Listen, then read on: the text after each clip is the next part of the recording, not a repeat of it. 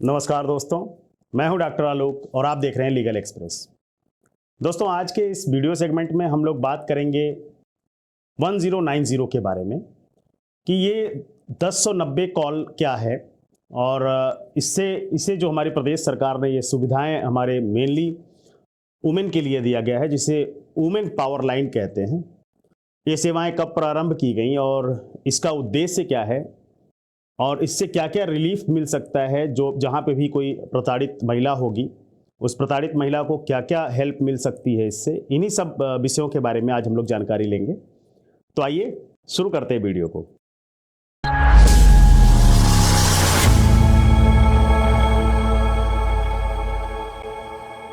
दोस्तों, शहर हो या गाँव हो, चाहे आप विलेज में रह रहे हों, चाहे अर्बन सिटीज़ में रह रहे हों, अक्सर कुछ महिलाएँ किसी न किसी ऐसे हिंसा से या उत्पीड़न से पीड़ित हो जाती हैं या उसकी शिकार हो जाती हैं और जनरली लोक लाज के डर से वो इसकी शिकायत भी नहीं करती। लोक लाज के चक्कर में कोई भी शिकायत वो किसी भी पर्सन से भी नहीं करती हैं। कुछ महिलाएं बाहर ही नहीं बल्कि घरों में भी इसकी शिकार हो जाती हैं। घर के अंदर भी यौन हिंसा, यौन उत्पीड़न की शिकार हो जाती हैं और वो किसी से कह नहीं पाती, लोक लाज का डर होता है। इन्हीं सब चीज़ों को देखते हुए प्रदेश सरकार ने आज से लगभग 10 साल पहले 1090 वुमेन हेल्प पावर लाइन शुरू की थी, जिसमें कोई भी महिला एक कॉल करके 1090 पर कॉल करके अपने लिए मदद की उम्मीद कर सकती है, मदद की गुहार लगा सकती है। तो लगभग 10 साल पहले इसकी शुरुआत की गई थी।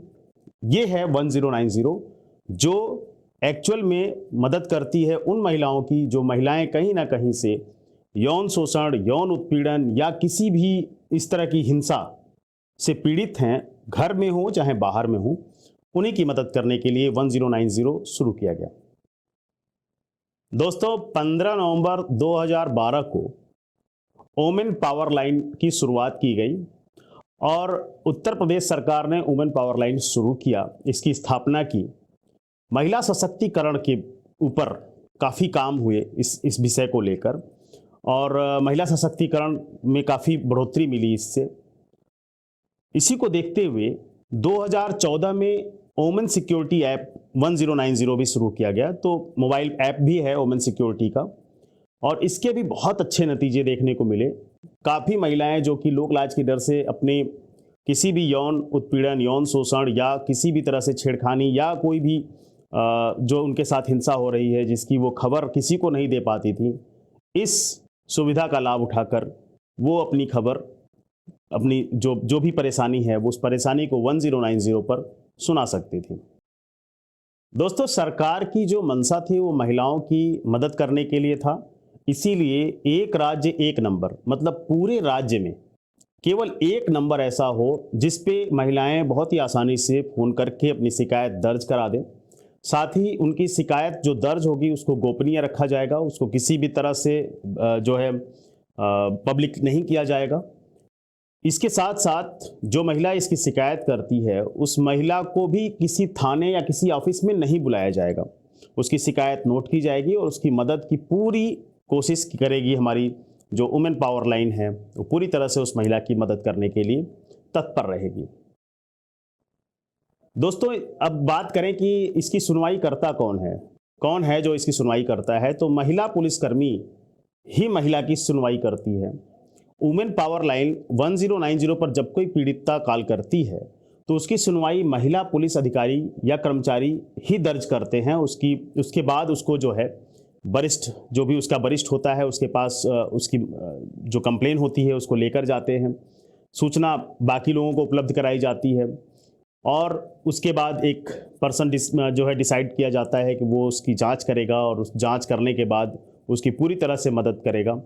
जो भी महिला की शिकायत है उसकी पूरी तरह से मदद करने की जिम्मेदारी किसी न किसी पर्सन को, जो पुलिस अधिकारी होता है, उसको सौंपा जाता है। दोस्तों, अगर हम बात करें कि कौन इसकी शिकायत कर सकता है, तो वो कोई भी महिला जो पीड़ित है वो शिकायत कर सकती है। उसकी कोई सहेली हो, दोस्त हो, वो भी इसकी शिकायत कर सकती है। शिकायत आप किस किस चीज़ों की करेंगे? शिकायत आप किसी भी यौन उत्पीड़न, यौन शोषण, किसी भी हिंसा के प्रति, कोई भी अगर गलत मैसेजेस और गलत कॉल आपको आते हैं उसकी आप शिकायत 1090 पर कर सकते हैं। कोई अगर पर्सन आपको बार बार परेशान कर रहा है मोबाइल पर भी, तो उसकी भी शिकायत आप जो है दर्ज करा सकते हैं और पूरी तरह से आपकी जो गोपनीयता है वो बरकरार रखी जाएगी। शिकायत करने वाली महिला को किसी भी तरह से जो है ऑफिस में या किसी थाने में नहीं बुलाया जाएगा। तो दोस्तों, ये बहुत ही बढ़िया जो है सरकार की एक हेल्पलाइन नंबर है जो वुमेन पावर लाइन कहलाती है, और इस पर कोई भी पीड़ित महिला जो एक्चुअल में पीड़ित है वो अपनी शिकायत दर्ज कर सकती है। लेकिन अक्सर जो पावर दिए जाते हैं वुमेन को, उसका दुरुपयोग भी बहुत ज़्यादा होता है। कोई भी कुछ बहुत बार ऐसा होता है कि लोग आपस में दंपत्ति भी अगर आपस में लड़ाई झगड़ा कर लेते हैं, या परिवार में ही सास के साथ बहू की झगड़े हो गए, छोटे छोटे झगड़ों पर भी वो 1090 पे कॉल कर देती हैं और धमकी देती हैं अपने परिवार वालों को कि तुम्हें बता दूंगी, हमारे लिए बहुत सारे अधिकार हैं। तो मैं आपसे आग्रह करना चाहूँगा कि जब तक आपके साथ एक्चुअल में हिंसा, यौन उत्पीड़न ना हो रहा हो, आप इन सुविधाओं का लाभ ना उठाएं। सुविधाओं का लाभ केवल वही लोग उठाएं जो एक्चुअल में पीड़ित हैं। लेकिन आजकल ये देखा जा रहा है कि जितने भी कानून सरकार बनाती है, या भारत सरकार बनाती है, या राज्य सरकार बना रही है, उन कानूनों का फ़ायदा लोग ज़्यादा उठा रहे हैं। जो पीड़ित नहीं है वो ज़्यादा फ़ायदा उठाते हैं, और एक्चुअल पीड़ित को हमेशा लोक लाज का डर रहता है। तो मैं आपसे आग्रह करूंगा, आप महिलाओं से आग्रह करूंगा कि अगर आप पीड़ित हैं तो आप ज़रूर 1090 की सहायता लें। लेकिन अगर छोटे मोटे झगड़े हैं, उसको घर में सुलझाया जा सकता है, तो इससे यहाँ पे इन चीज़ों से क्या होगा कि आपके घर परिवार ही बिखरेगा। तो उम्मीद करता हूँ कि आपको ये वीडियो अच्छा लगा होगा।